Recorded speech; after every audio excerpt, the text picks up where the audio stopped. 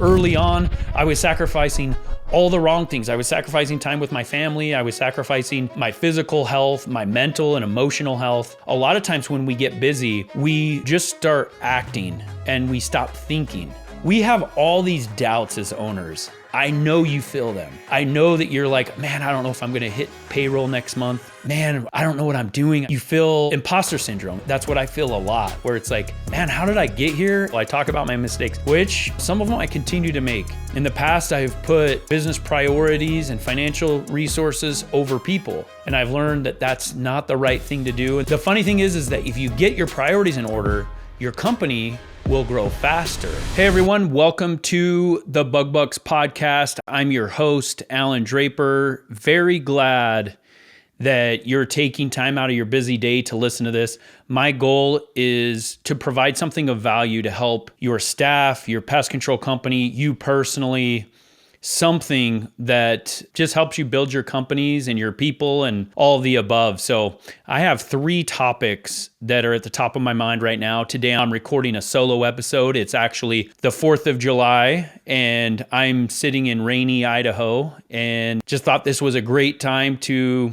share some thoughts and some motivation. So those 3 things I'm going to get to in a minute. I need you to do me a favor. If you're not part of our Bug Bucks group on Facebook, make sure that you join it. Just search in Facebook, BUGBUX, and make sure you become part of, I think we have 5,100 PCOs now in that group. It's a very strong community, arguably the strongest Facebook community of PCOs in the world, with just lots of valuable information, motivation, discounts from vendors, all sorts of things. So number 2, make sure that you join Bug Bucks Plus. That's our online course system that we have. We have courses about all sorts of topics, marketing, different vendors, how to retain personnel, how to retain customers, all sorts of things that can help you with your companies. And it's also a great resource for people that you're training. I know training can be really difficult, and so sometimes it's nice to have a resource that you can share with other people. We have had a little bit of a lull with Bug Bucks recently because of the personnel changes, but we're continuing to develop courses. We just had one drop recently, and we're in the process of making more, and you can get locked in right now at the current price, which I believe is $50, $49 a month. I need to double check that. But once we get those courses rolling, we're going to probably increase our price on that. So make sure you get locked into that rate for at least a year or whatever. And if you listen to this and you're not a member of Bug Bucks yet, and you haven't been a member of Bug Bucks Plus yet, I will give you that introductory offer of $49. Just make sure that you message me on Facebook or share a comment in our group or something like that. Honestly, what that does is it helps us create this platform for vendors, because the bigger play at issue for you, honestly, are the deals that we're able to create through the vendors that advertise with Bug Bucks Plus. A lot of them have special deals for Bug Bucks Plus members that aren't available to members of the general Facebook group or other PCOs in the community. So make sure that you become a Bug Bucks Plus member. We haven't been pushing that very much. And I also wanted to thank the current members, those that have supported us from the beginning and have made this, which started for me as a hobby with Start and Grow Your Pest Control Company. It started as a hobby, but now it's something that we can justify with the amount of time and effort that we put into it. We can justify it and we can cover some of those costs. So I appreciate and thank you for your support. All right, let's get into it. So we're going to talk about 3 things today. Number 1, we're going to talk about a mistake that I made on a podcast recently, and I'm sure a lot of you have heard about it. Number 2, we're going to talk about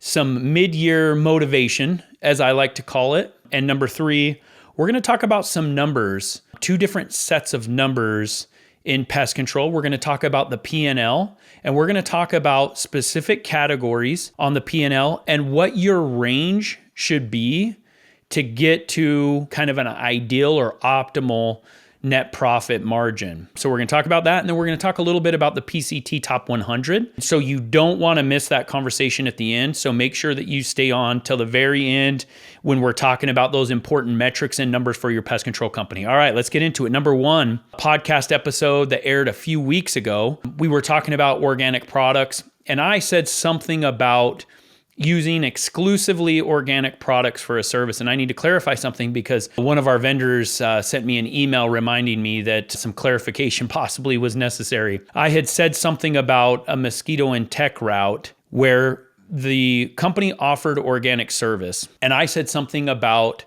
how maybe that company should just use exclusively organic products. And I want to clarify what I meant. Just for the record, Proof doesn't use exclusively organic products, even for our mosquito and tick services. We used to have exclusively organic service for mosquitoes. What happened was we ran into some trouble because it was sometimes unclear that a certain customer wanted just organic products.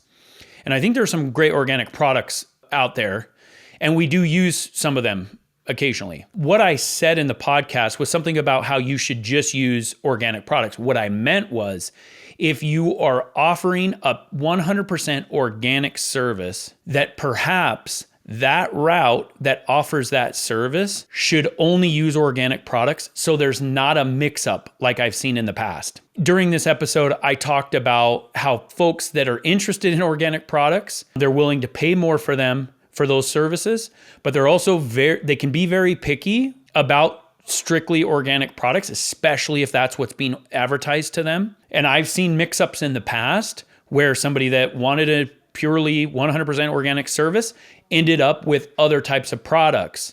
And people that sign up for those programs and pay more for them, they don't take kindly to that surprise. So my suggestion was, if you're offering a 100% organic route, that maybe that route should only offer organic services, just to save you some of the headache of a potential mix-up with which resident wants just the 100% organic and which is okay with other types of products.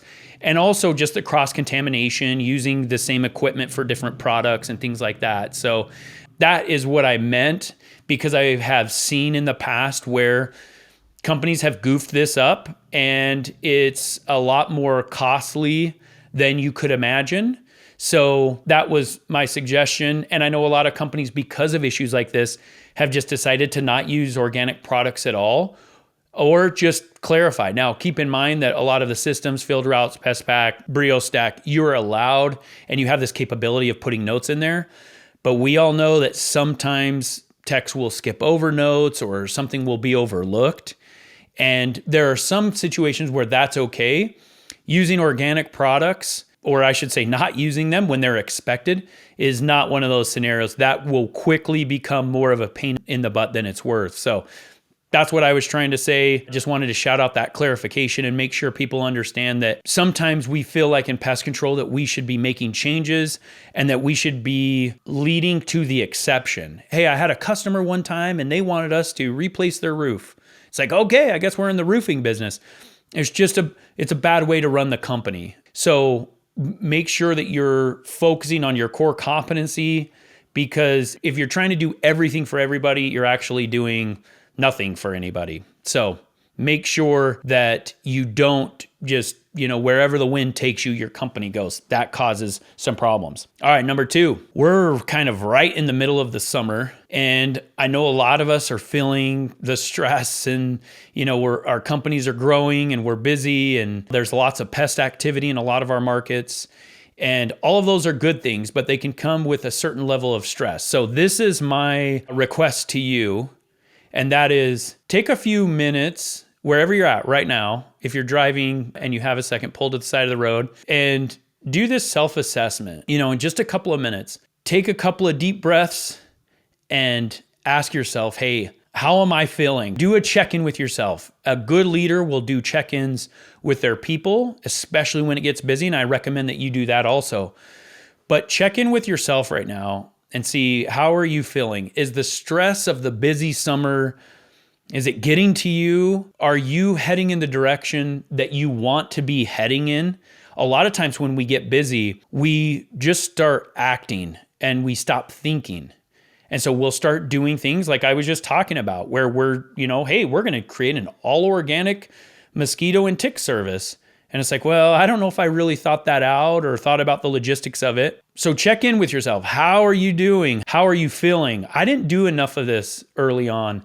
And I thought in the beginning, it felt like a little like voodoo or wishy-washy, or I don't know what the right word is, but just didn't feel like it was based in any hard science or reason. And now that I'm a few years removed, actually Proof is now 10 years old. We just celebrated our 10-year anniversary a few months ago, but I've had time to reflect and have a little more perspective on what it is really all about.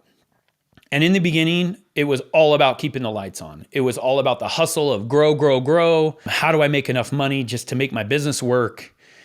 And now that I've had some time to kind of step back and look at what is really important to me, I've realized that a lot of things that I did year 1, 2, 3 don't move the needle for me, and they're just not that attractive to me anymore. So do this check-in. Make sure that you give yourself some grace and some latitude to make mistakes, to not be where you thought you were going to be. I talk a lot about comparison and how it can be a good thing or a bad thing depending on how you look at it. So I think it's a good thing if we look at another person, another company, another organization, somebody's situation, whatever it is, and we use it to motivate ourselves. Something like, wow, that pest control company's 5 years old. We're 2 years old. I think that we could do something similar. Or I like what this company is doing with their people. I like the benefits that they're offering.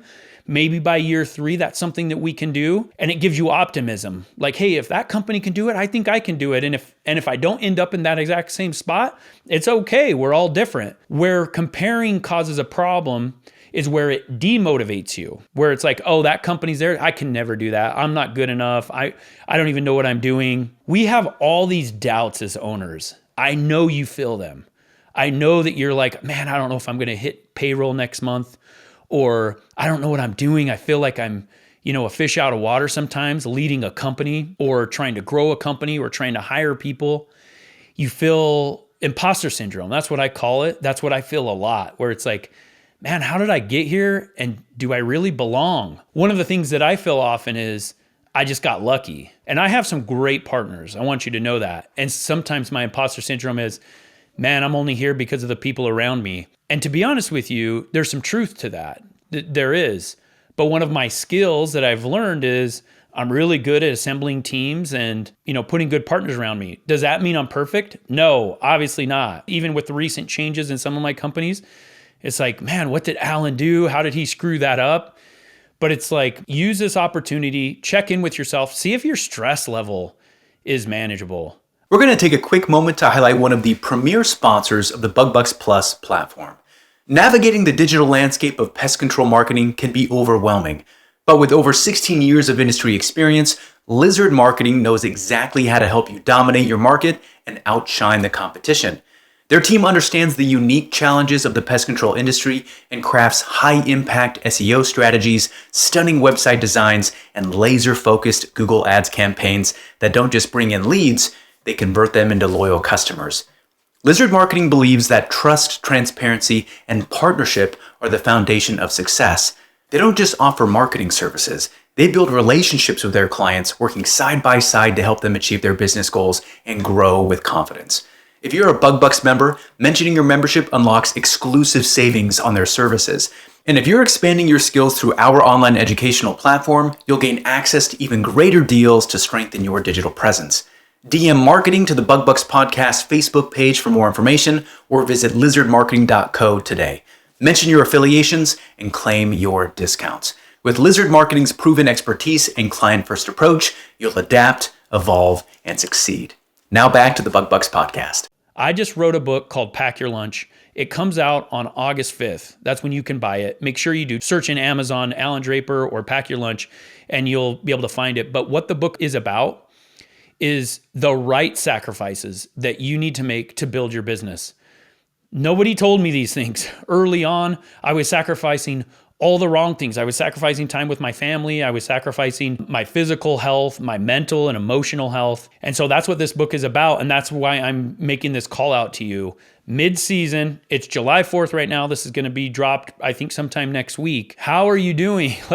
Don't make the sacrifice of giving up something that means more to you, your family, your health, your emotional health, these non-negotiables. If you believe in God and whatever your faith is, don't give those things up in order to make a few more bucks, so your company grows a little more. That's exactly what my book is about. And if you sacrifice the right things, which I learned, starting probably years 2, 3, 4, and maybe even after that, you see incremental growth. It's really hard for you to grow your pest control company when you're just limping all day, every day, where it's like, man, I hate getting out of bed in the morning, where I don't have energy for my kids at night, where, my relationships are starting to suffer, and I'm sacrificing going to church or these things that were rocks in my life because I'm trying to grow my company.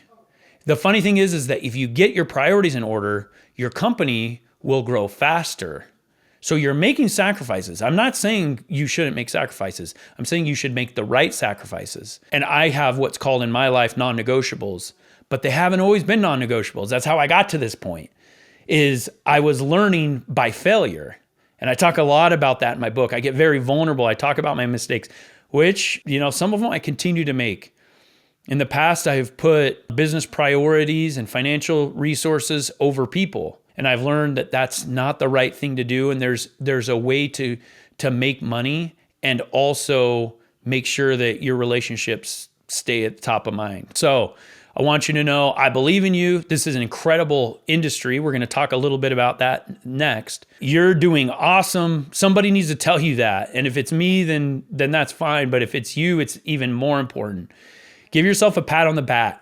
It is natural for us to find where we're coming up short, or the disasters or the negative things. Those things naturally come to us. We'll service 100 people, service their homes, and they won't say a word. They'll be happy, right? And then the one that is unhappy will leave a 1-star review and let us know about it. That's just life. So you have to go seek out the positivity. Do it especially for yourself and the people around you, your employees, your family, your friends. Be proactive about recognizing success. The failure, we're going to recognize, hey, this person goofed up. Those things are naturally attracted to us, and they naturally grab our attention. It's a survival mechanism, right? It's the car accident that we see on the news. That's why the news is full of car accidents, but they never talk about the 99.5 or 9% of people that made it to work safely. So be proactive, go find that positivity. Do me a favor, when you're in a position where you can write it down or use, at your desk, or just use your phone, write down 3 things that you're really happy about in your personal life and with your company. With that positivity, you're going to have this newfound motivation to help you get through the summer and finish on a strong note. Keep going. I believe in you. I love this industry, and our community is incredible. And if you want extra credit, do me a favor and go into the Facebook group, BugBucks, BUGBUX, and share those 3 things about your company. Don't need to share the personal stuff unless you want to, but create a post saying, hey, I listened to Allan's solo podcast the first week of July or whenever this airs, and here are the 3 things about my company that I'm really happy about, and I feel like we've made a lot of strides with. Our community is actually really great with that. I've noticed people, hey, this is my first year that I did $1 million in revenue, or this is my first month at 15,000 in revenue, or whatever it is. And I want to celebrate each other a little more and help each other out with that. So find 3 things about your company this year from 2025 that you're excited about, and share those in the Facebook group. Number 3, let's talk about some numbers with pest control. Let's start with the PCT Top 100. By the way, I need suggestions because we need a bug bucks statistic. I've been talking about this for probably 6 or 8 months, but PCT has the top 100, which is really cool, right? They're self-reported gross revenue numbers to rank the top 100 pest control companies. I want a bug bucks top list, and I don't know what it is. And unfortunately, it probably needs to be numbers based so we can kind of verify it to some degree. But even the PCT top 100 is self-reported. Now, my guess is that it's pretty accurate, but let's talk about that a little bit. Proof, my pest control company, we would be probably somewhere in the low 50s, top 100. We don't report, we choose not to, and there's quite a few companies that don't. But my guess is when we get to a certain revenue amount, and I don't know what that is, our CEO mentioned it the other day, but I can't remember, that we're going to report. But let me give you a kind of, if you haven't checked it out recently, some idea of where the top 100 is. So Rent-A-Kill Terminex, they did, is that 3.5 billion in 2024. So they're number one. And number 100 is Naturzona Pest Control, and they did 8 million. To get to 50, so that's Frontline Pest Control. Oh, those guys are my friends. That's awesome. Congrats, Frontline. They did just shy of 23 million in 2024. So it's cool recognizing some of these names on the list. We talk a lot about the PCT Top 100. It's kind of cool to share that. So if you have goals for being a PCT Top 100 or you're on the Top 100, drop a post in our Facebook group and let us know about it. I think it's really interesting. I've wanted to report for a while. We've been a Top 100 company since I think year 3 in business, but some of my partners aren't interested in it at this point or whatever, which is fine. It's not a huge deal, but kind of cool to see some of those companies up there. Let's talk about the P&L a little bit as we wrap up. So here are the things that we need to look out for as we're trying to get kind of a barometer. That's one thing that's difficult with pest control is like, hey, where should I be with my company? First of all, you need financial statements. And if you need a recommendation for a part-time accountant, I can definitely make one for you. We can get you some help. You don't need to do it yourself, although I would recommend it early on. It's really easy to categorize. I'd recommend QuickBooks. Just jump in there. It's super user-friendly. The most important thing that you can do in the beginning is properly set up a chart of accounts. If you need information about that, again, I'm keep saying this, comment in our group about it. There's lots of resources, but you have to get your chart of accounts set up properly. We're going to take a quick moment to highlight one of the premier sponsors of the BugBucks Plus platform. SteriFab from Nisus is your all-in-one solution for disinfecting, deodorizing, and eliminating pests like bed bugs, fleas, ticks, mites, and more. SteriFab is the ultimate multitasker that's as effective as it is convenient. This EPA-registered viricide, disinfectant, and insecticide tackles listed pests and pathogens while deodorizing the area, all in one easy, no residual spray. Designed to handle it all, SteriFab is ideal for treatments ranging from soft surface disinfecting to pest eradication. It's tough on bedbugs, fleas, ticks, mites, viruses, bacteria, mildew, and more. No mixing required. It's clear, no fragrance formula leaves behind no unpleasant odors and won't harm fabrics or carpets. Safe to use on mattresses and upholstered furniture, SteriFab is the perfect choice for homes, hotels, hospitals, nursing homes, dormitories, and more. With SteriFab from Nisus, you're just a spray away from cleaner, fresher, pest-free spaces. To learn more about how Nisus and their product lineup can take your company to the next level, DM the phrase Nisus, that's Nisus, to the BugBucks Facebook page. Now, back to the show. We're going to talk about a few line items as we're wrapping up here. So I'm 23 minutes in. I'm going to take just a few minutes. I could do an episode just about this, but I was pulling up a sample P&L, and this one's from 2021.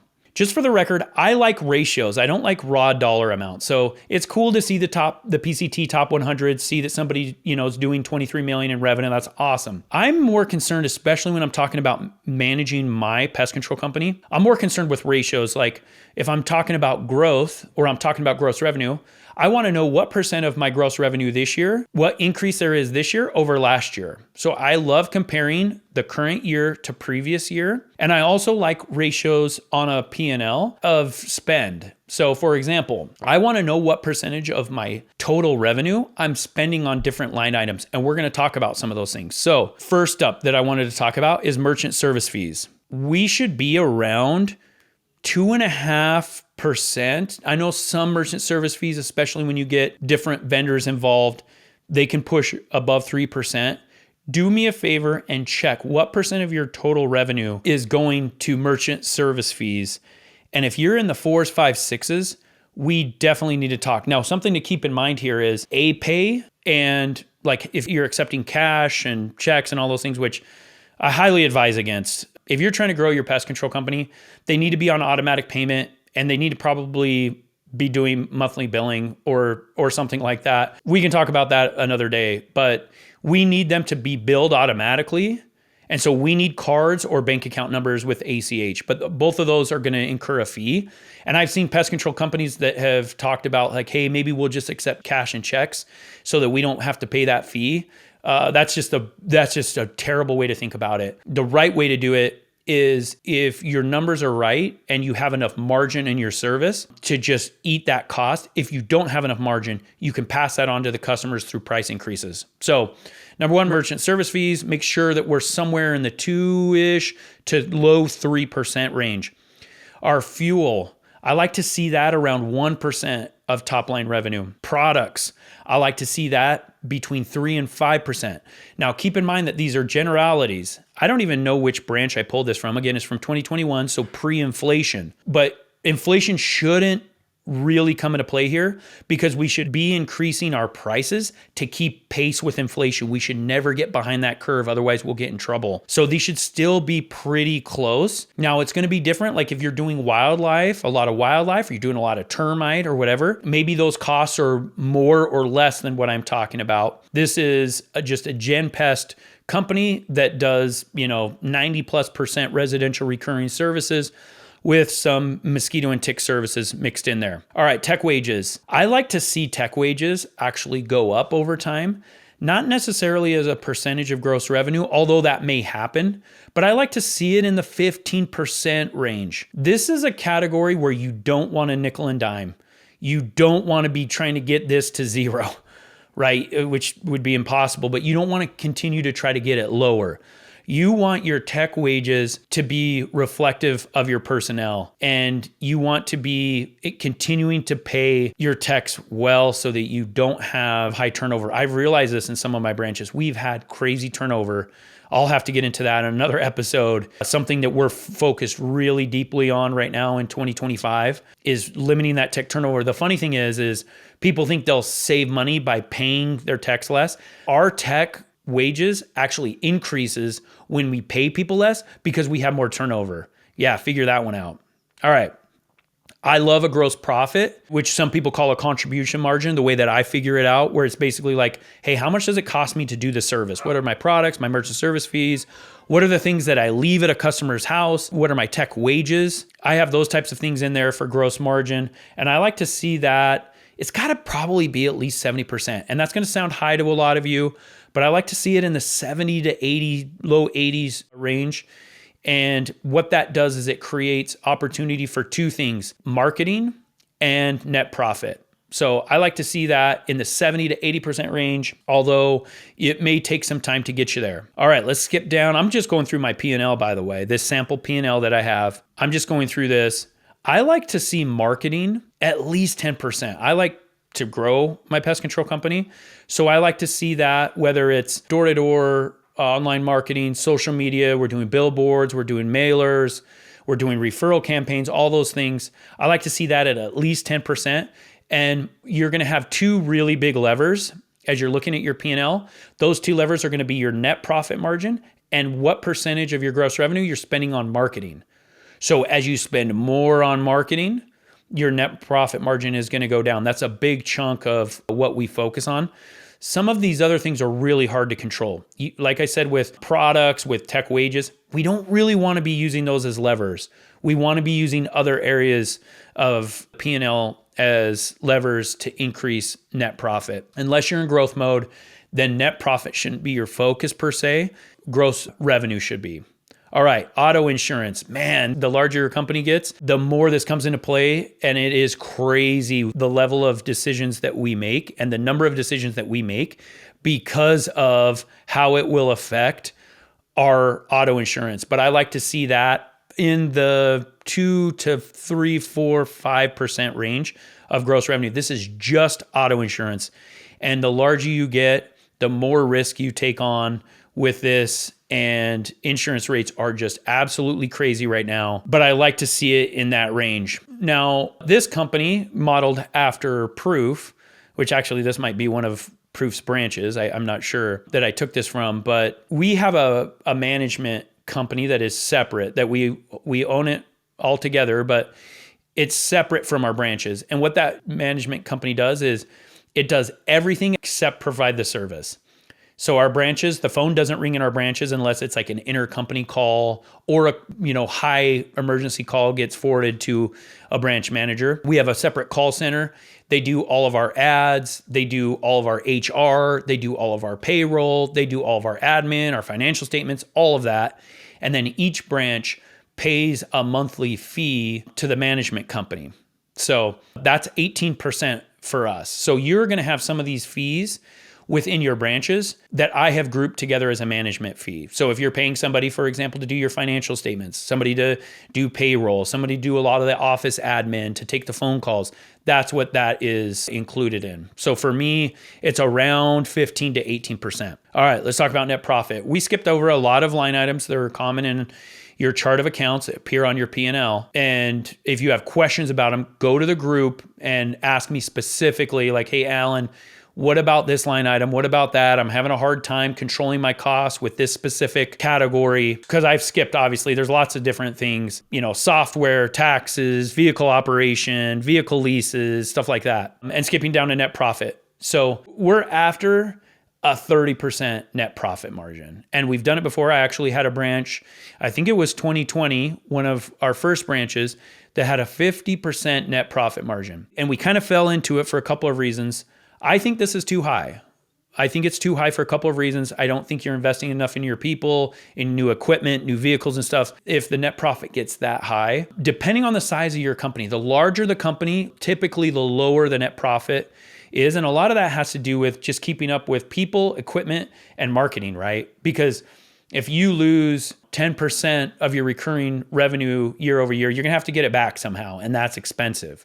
But I like to see net profit in the 30-ish, 25 to 35-ish range. I think that's a really healthy range. And if you're growing a company, I don't want to see it any higher than that, because what happens is people are like, yeah, it's awesome, I got a 50% net profit. And then a year, 2 years, 3 years down the road, they really pay for it and it catches up to them. So that was a lot. I went like 10 minutes longer than I wanted to with this episode. But let's start a conversation in Bug Bucks specifically about those two things. Number one, what are the three things about 2025, about your company that are positive, that you're thankful for, that you feel like you're moving in the right direction with? And number two, let's get this conversation going about the P&L. I want very specific questions. That's how we make changes. I say I manage with the macro data, and I solve problems with the micro data. The P&L is a great place to start. So if I'm you, I start with top line revenue, bottom line revenue and margin, and then I kind of see, hey, am I at 25% minimum net profit? If I'm not, why not? And let's figure that out. Do me a favor, make sure to share the Bug Bucks community with somebody. Make sure that you're following this podcast, whatever platform you listen to it on. Make sure you hit subscribe or follow so you get access to the new podcast episodes that get downloaded immediately for you. Just keep being part of the community. Our community is incredible. If you see a post that you know something about or you have a question about, get involved. Our community is strong not because of me, but because of the community. Trust me, the people in there know so much more than I do, just this collective group, this very strong group. So get involved in the communication. Make sure to share this episode with somebody, whether it's a manager, whether it's somebody that, a business partner, something you want to change, whatever. Make sure you share this episode with somebody, and we'll catch you next time.